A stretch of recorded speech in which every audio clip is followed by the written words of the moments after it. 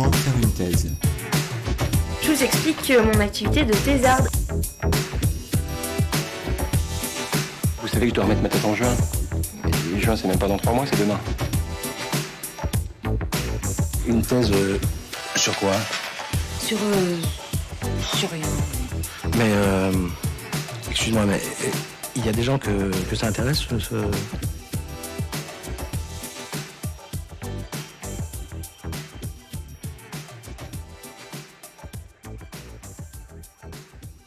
Bonjour, vous écoutez Thésard, le podcast qui fait parler les doctorants et doctorantes en sciences humaines et sociales, réalisé par Marianne Le Gagneur et Jeanne Perrier. On se retrouve pour le 4e et dernier épisode de la série sur l'arrêt de la thèse. Pendant la thèse, on travaille sur sa thèse, évidemment, mais pas que.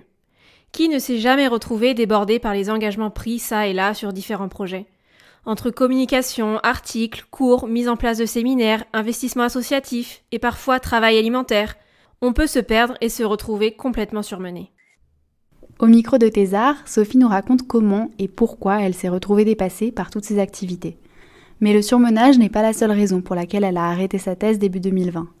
Elle nous parle des réformes de l'université qui ont profondément affecté sa capacité à se projeter, du manque de reconnaissance de certains titulaires et du paradoxe entre l'arrêt administratif de sa thèse et sa volonté de continuer la recherche autrement. Malgré une expérience difficile, Sophie évoque également les belles rencontres que lui ont permis la thèse et son intérêt quasi intact pour son sujet de recherche. Si vous vous posiez la question d'arrêter, ou bien que ça ne va pas très bien avec votre thèse en ce moment, cet épisode peut être difficile à écouter, nous tenions à vous prévenir. Bonne écoute. Est-ce que tu peux te présenter s'il te plaît ? Ok, alors je m'appelle Sophie. J'ai un parcours universitaire assez classique. J'ai fait une licence et un master. J'ai arrêté un petit peu mes études pour travailler pendant quelques temps et j'ai repris le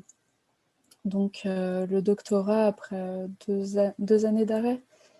Donc j'ai d'abord eu une année de chômage où en fait j'avais travaillé sur mon projet de thèse et je l'ai soumis donc d'abord à un professeur de mon université et qui m'a redirigée vers mon ancien directeur de thèse et avec lequel finalement j'ai présenté mon projet et du coup je me suis inscrite en 2014, fin 2014 à l'université pour entamer ma thèse. Donc c'est une thèse qui n'a pas été financée. J'ai pas essayé de chercher de financement. En fait, je crois que j'avais aussi un regard assez naïf sur ce type de parcours. Donc j'envisageais pas forcément qu'on soit pas à ce point-là aidé financièrement une fois qu'on était en thèse. Voilà, en ce début d'année, j'ai arrêté la thèse. J'ai obtenu une demande dérogatoire. Ma demande dérogatoire a été acceptée par l'école doctorale, mais j'ai eu une discussion avec mon directeur et j'ai pris la décision de ne pas poursuivre parce que tout simplement, financièrement et moralement, c'était plus possible. Donc tu commences la thèse en 2014 et tu l'arrêtes en 2020, c'est ça ? Ouais, début 2020, c'est ça. Et donc, quand tu commences cette thèse en 2014, qu'est-ce qui t'amène à faire une thèse ? C'est une envie que tu avais depuis longtemps ou... Alors, ce qui m'a donné envie de faire une thèse, déjà j'ai commencé... donc comme je te disais, j'avais une activité salariée en gros de 2012 à 2013 et ça s'était très très mal passé. Parce que l'environnement de travail était délétère. Il y a même eu un suicide dans l'entreprise dans laquelle j'étais. Et je me suis dit, je me relance dans quelque chose que j'aimais, dans lequel j'étais bien, c'est-à-dire j'avais adoré faire mon master et mon mémoire. Et je me suis dit, je continue en doctorat. J'avais eu une note suffisante pour pouvoir continuer. J'ai découvert un auteur qui m'avait... je connaissais un auteur, un philosophe, un économiste qui est désormais philosophe français, que certains reconnaîtront, je pense, je pourrais en reparler plus tard, mais que je lisais depuis quelques années. Et en fait, j'avais regardé une série et découvert une série télévisée qui m'avait beaucoup parlé. Et puis, à la lumière de cet auteur-là, me parlait encore plus, en fait, sur...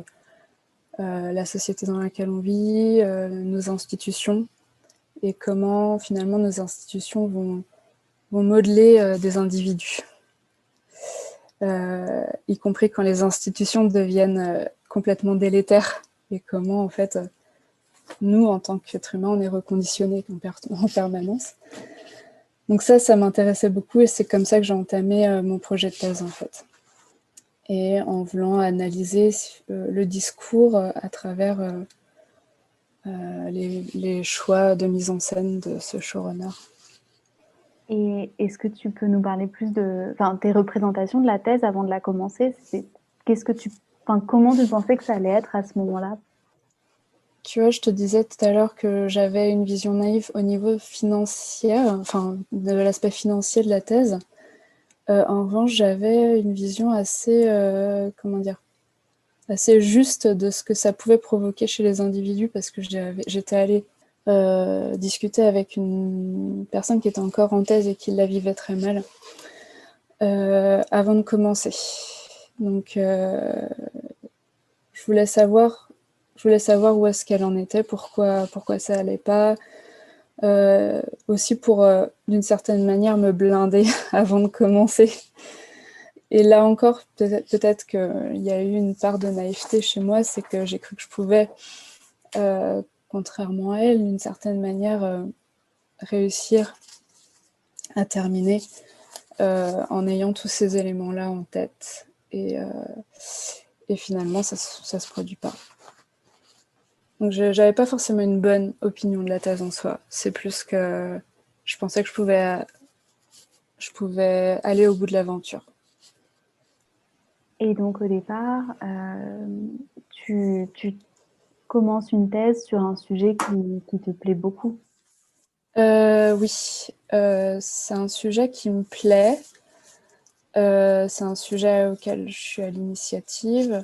C'est un sujet qui plaît aussi à mon directeur, je pense, qui est intéressé par ça, qui lui-même a travaillé sur la série que je voulais traiter. Mon angle, je pense, l'intéressait aussi. Il est maître de conférence à l'époque. Depuis, il a sa qualification HDR, mais à l'époque, il était juste maître de conférence, donc j'étais sa seule doctorante. Donc je pense qu'il était motivé par mon projet. Et moi aussi, mais je me suis rendu compte, j'ai mis du temps à me rendre compte, mais je me suis engagée dans un champ de recherche que je connaissais pas bien. Contrairement à certaines personnes qui ont eu le temps avec leur master d'entrer dans un champ de recherche et de le poncer un petit peu. Moi, c'était pas mon cas. J'étais pas du tout sur ce type de champ de recherche avant. Et donc, j'ai dû faire ce travail-là, finalement, les 2 premières années de ma thèse. Et ça a été très difficile pour moi de rattraper ce retard, d'une certaine manière. Et pour des gens qui ne seraient pas familiers de ça, est-ce que tu peux nous en dire plus sur la manière dont on étudie une série? Aujourd'hui, il y a beaucoup de personnes qui étudient les séries télévisées. Mais quand j'ai commencé, il y en avait un petit peu moins, je dirais. Et c'était très balbutiant. Et surtout, on étudiait les séries télévisées, soit par le prisme de la sociologie, surtout sociologie, aussi économique, ce genre de choses historiques. Et finalement, le point de vue esthétique et l'analyse, c'était moins... Aussi, il y avait de l'analyse narratologique. Et moi, ce que je voulais faire, c'était vraiment un point de vue esthétique, c'est-à-dire me focaliser sur les images. J'ai essayé de m'atteler à ça, seulement c'est vrai que c'est un corpus qui est très volumineux. Et donc l'analyse en elle-même, la méthodologie, j'avais à la construire en fait.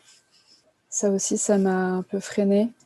Ça ne veut pas dire qu'il n'y a pas des personnes qui le font actuellement, hein. Il y a des gens qui font ce type de travaux. Mais moi, la manière dont je voulais le faire, c'était aussi mon approche que je devais développer, qui était un peu ambitieuse, peut-être un peu trop aussi. Tu démarres cette thèse en 2014. Tu nous expliques que tu es la première doctorante de ton directeur. Lui, il t'accompagne à ce niveau-là. Comment ça se passe au départ? En fait, j'ai beaucoup d'affection pour mon directeur de thèse. Ça, c'est certain. C'est quelqu'un avec qui j'ai commencé limite la fac. C'est avec lui que j'ai eu mes premiers cours de théorie. Donc forcément, voilà.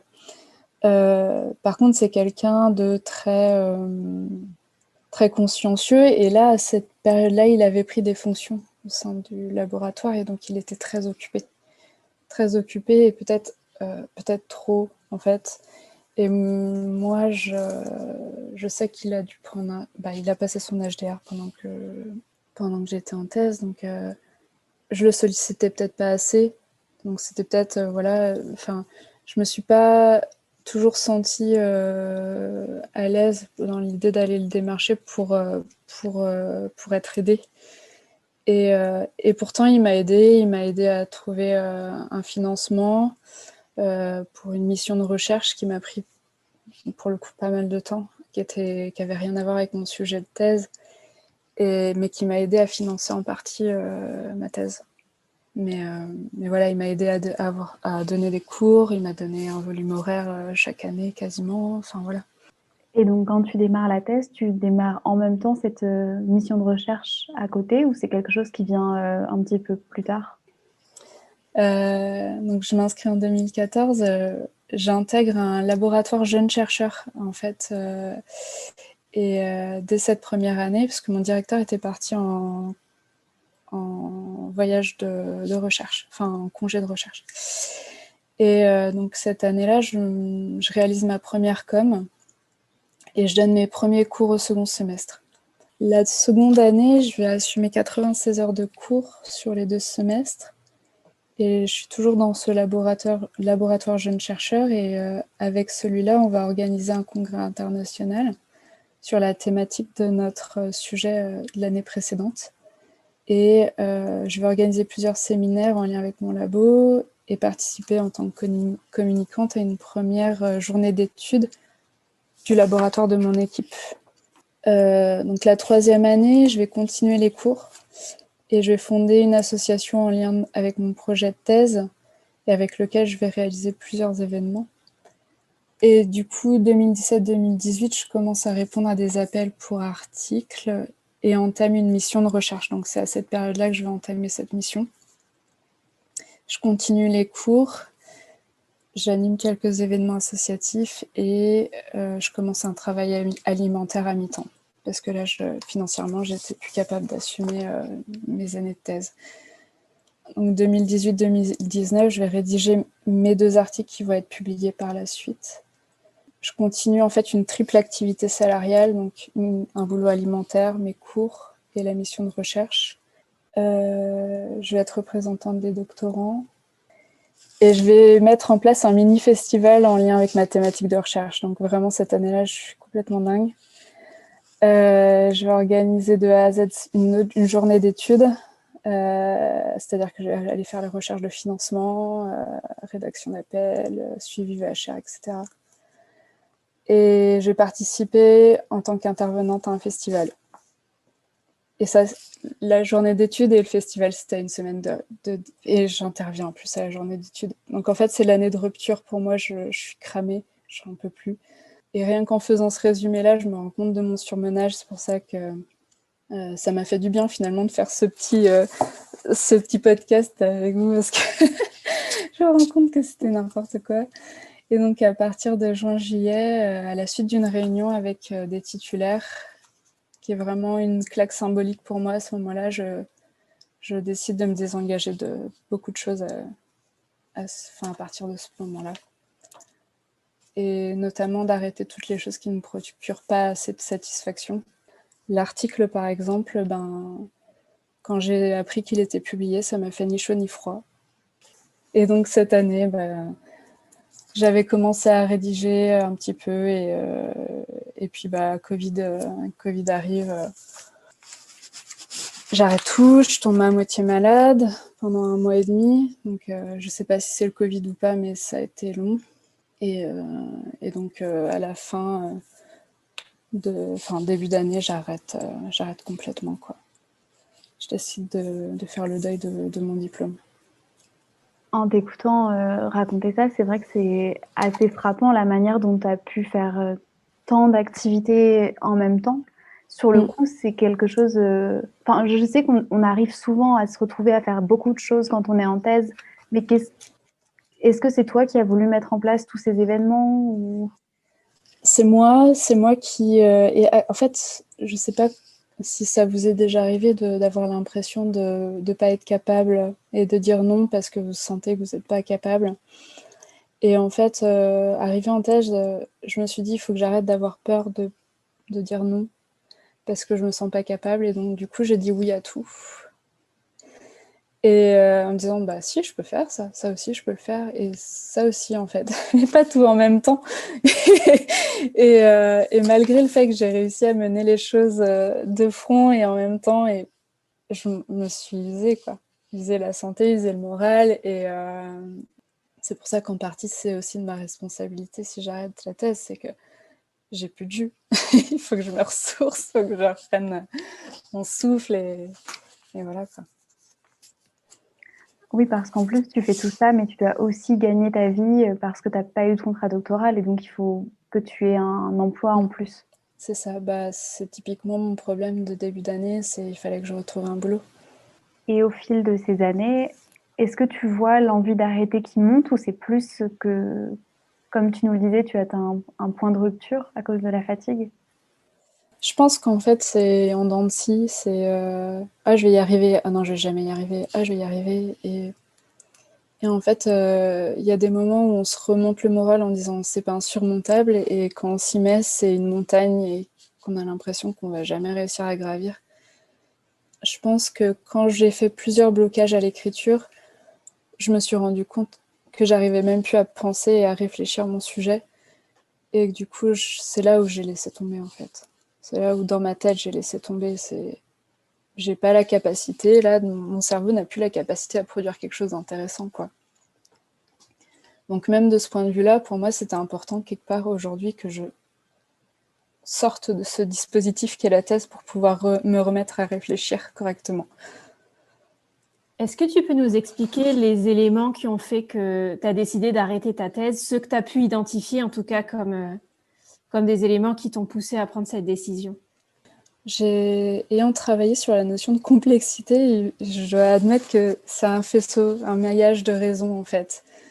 Il n'y a pas une raison, il y en a vraiment plusieurs, et celles que je vais lister font partie de celles que j'ai identifiées comme les plus importantes. La non-adéquation entre le travail de thèse aujourd'hui et ma lenteur. Je suis quelqu'un qui met toujours beaucoup plus de temps que certaines personnes à produire un travail. Surtout, plus on demande des années de dérogation et plus on sent que là, dans cette année, il faut que ça se termine, absolument, il faut que ça se termine. Et ça, en fait, ça a créé chez moi une sorte de pression telle que ça m'a rendu incapable de terminer, en fait. Le contexte politique, ça c'est, je pense, pour beaucoup de gens, la nouvelle voie qui est fraîchement votée, et l'impression qu'il n'y aura aucune perspective pour nous. Déjà qu'il n'y en avait pas des masses avant, mais alors là, ça clôt un peu le sujet. L'ambiance dans mon labo, qui était franchement pas toujours géniale. Le surmenage, qui est dû à la nécessité de se distinguer en tant que doctorant et à montrer qu'on est toujours plus brillant que l'autre à côté, qui est absolument super et avec qui on a envie de travailler. Mais voilà, il faut quand même se démarquer, c'est hyper fatigant. Le fait qu'il faut bouffer, donc travailler à côté et devoir financer ça. Alors, il y a aussi un aspect, j'ai tendance à vouloir faire les choses à fond d'une certaine manière quand je les entame, et j'ai du mal avec l'attitude qui est souvent induite par certains titulaires dans le comportement de d'autres doctorants qui viennent à des réunions pour mettre leur nom sur des plaquettes et qui s'ajoute à une véritable injustice entre les doctorants qui est financière, cette injustice supplémentaire qui est on travaille pour les autres. Donc ça fait partie, on va dire, des choses un peu structurelles, et on va dire qu'il y a un moment clé pour moi. Ça a été une réunion qui m'a fait prendre conscience que j'étais pas à ma place dans cette institution, et notamment quand je devais mettre en adéquation ma pensée et mes actes. dans le sens où il y a un titulaire qui nous a expliqué que désormais, il y avait des doctorants au parcours parfait et les autres. Ça a été dit plus ou moins textuellement, hein, c'est pas mot pour mot parce que je me souviens pas, mais ça a résonné très fort chez moi. Donc la réunion a été un parfait dialogue de sourds. À ce moment-là, j'étais représentante des doctorants. Et en fait, nous, on voulait simplement réclamer une meilleure répartition des charges de travail parce qu'il y en avait qui étaient sous contrat, qui avaient des contrats doctoraux et qui avaient vraiment trop de travail à côté, et on leur demandait trop de choses. Et d'autres qui avaient moins, en fait, de charges de cours, par exemple, et en fait, ils disaient, autant nous en donner à nous, puisque nous, on peut les prendre en charge. Donc ça a été une fin de recevoir et une fin de non-recevoir, pardon, et en gros en nous disant ça ne marche pas comme ça. Si vous n'êtes pas content, nous on peut aller chercher des doctorants dans d'autres départements. Ça m'a douchée. Enfin vraiment, je suis sortie de là, j'étais furieuse contre tous. Et en fait, dans sa manière de présenter les choses, je savais à quelle catégorie de doctorants j'appartenais. J'étais pas le doctorant parcours parfait, j'étais parmi la catégorie qui étaient les autres. Donc ça m'a... Voilà, c'est le truc qui a été déterminant pour moi dans mon décrochage, en fait. Clairement. Et est-ce que tu as pu extérioriser, en fait, cette colère que tu as ressentie ou cette frustration que tu as pu ressentir, notamment à cette réunion, mais même avant, parce que là, dans tout ce que tu as raconté, dans ton parcours, on sent que tu as été assez entourée, notamment par toutes les activités, en fait, que tu as faites. Et est-ce qu'à un moment donné, justement, le fait d'être, par exemple, représentante des doctorants, donc d'être dans un collectif, est-ce que ça a été une ressource pour toi ou au final, t'as pas réussi ou t'as pas eu l'occasion non plus d'extérioriser tout ça? Même si j'étais représentante des doctorants et qu'on avait un groupe de doctorants, le travail de doctorant est très individualiste et le parcours des doctorants l'est tout autant. Et finalement, certaines personnes vont se sentir concernées parce qu'on peut vivre, nous... Voilà, c'est entendu, mais c'est pas partagé. Et de ce point de vue-là, c'est difficile de construire quelque chose avec, on va dire, les doctorants de son labo. Des personnes qui ont plus ou moins la même position dans différents labos, je dis pas, mais au sein de son labo, c'est pas possible. Enfin, pour moi, c'est pas possible. En tout cas, dans le mien, c'était pas possible. Et ma colère, je l'ai exprimée à mon directeur de thèse et il m'a compris. Et il sait pourquoi j'arrête. Et de ce point de vue-là, moi, c'est pour ça que j'ai eu un directeur de thèse qui était super, c'est que il sait pourquoi j'arrête et il valide d'une certaine manière. Et dans ma demande dérogatoire de cette année, il y avait écrit la LPPR, c'était inscrit. C'était elle n'a pas réussi à travailler à cause de ce qui est en train de se produire à l'université. Ça m'a pas empêché d'être acceptée en 6e année, mais c'était écrit, quoi. Et est-ce que du coup, tu as pu identifier des ressources ou des choses qui ont pu te faire du bien, même de manière très courte, ou au contraire, en fait, tu n'as pas trouvé les ressources nécessaires, que ce soit matérielles ou humaines, qui auraient pu t'aider en fait dans cette transition-là? En fait, je pense que j'étais dans un état là, ces dernières années de tel stress et angoisse que j'essayais de trouver tout ce qui pouvait m'aider à relativiser l'existence et mon quotidien. Donc j'ai beaucoup écouté des choses qui avaient strictement rien à voir avec mon sujet, par exemple des conférences sur l'espace, sur la physique. J'ai écouté des conférences d'Aurélien Barraud, enfin ce genre de choses. Par contre, c'est vrai que le travail qui m'a accompagnée à toutes les étapes de ma thèse, c'est celui de Frédéric Lordon. Il m'a influencée pour commencer ma thèse, et là, d'une certaine manière, il m'influence pour l'arrêter aussi, dans le sens où j'ai lu son dernier bouquin, il fait référence notamment à mon sujet de thèse, c'est-à-dire à la série sur laquelle je travaillais, et il le dit très bien, l'université devient tendanciellement un lieu où il est impossible de penser. on n'a pas le temps, en fait, de penser à l'université. Ça devient ça, en fait, le problème.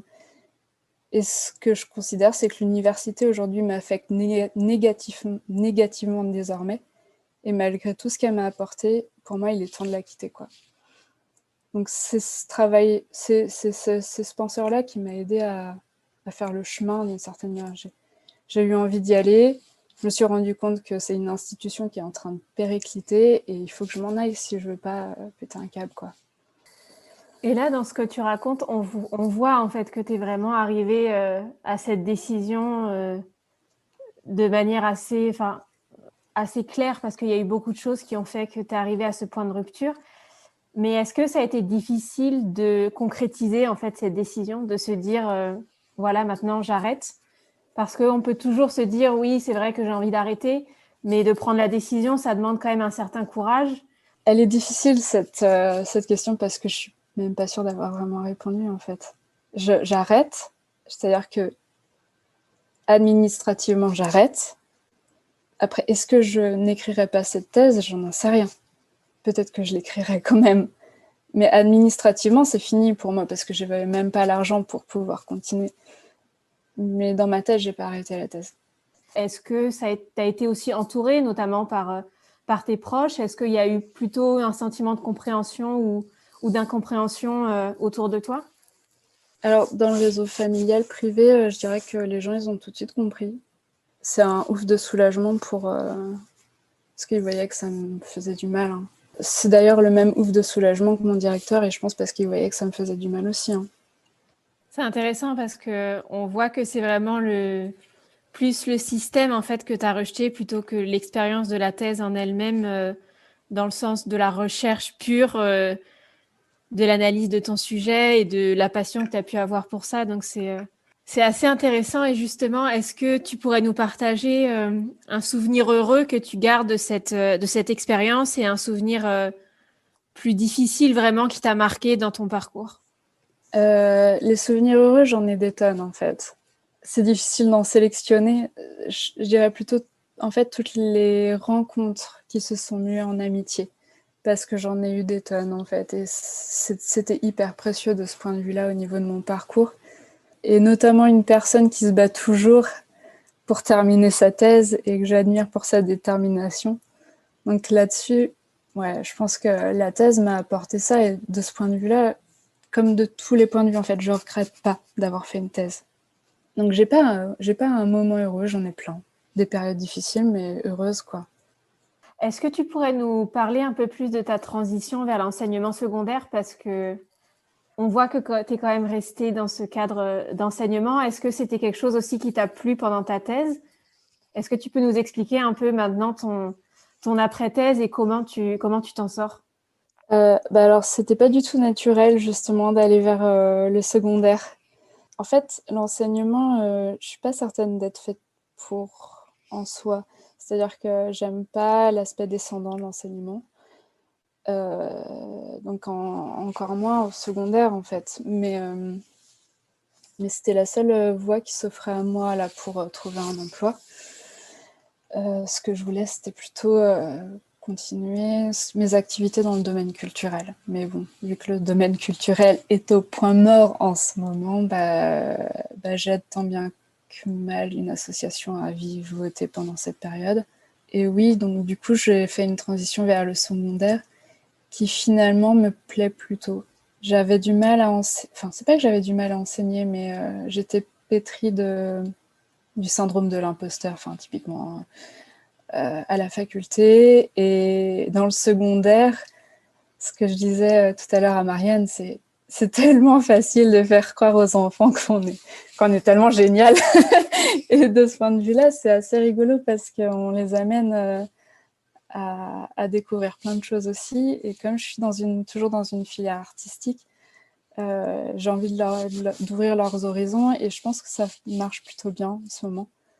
Pourquoi, en fait, tu as voulu partager ton témoignage à travers ce podcast? Qu'est-ce qui t'a poussé à le faire?